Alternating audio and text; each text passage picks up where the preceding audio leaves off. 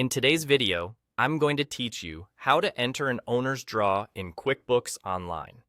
An owner's draw is when the business owner takes money out of the company for personal use. It's not a business expense and it doesn't affect your profit and loss.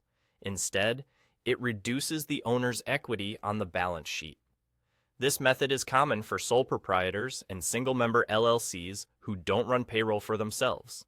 With that in mind, let's set things up properly so your books stay clean and accurate. First, head to the accounting section on the left panel. This is where all your accounts live and where we'll prepare a place to record the draw. Go to the Chart of Accounts tab. Here, we're going to create a new account that represents the owner's equity. Click to create a new account, set the account type to equity, and choose owner's equity as the detail type. Give it a clear, recognizable name so you'll spot it easily later.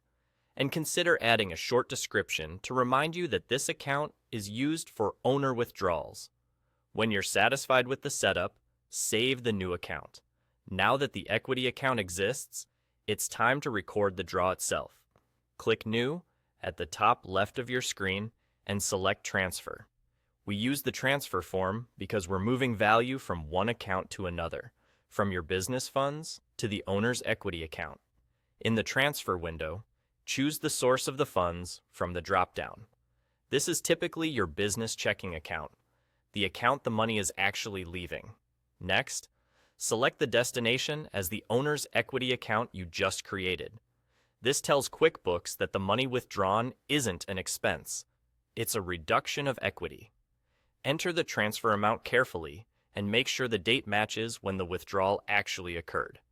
Adding a memo, such as the purpose of the draw, can be helpful for future reference, especially if you take draws periodically.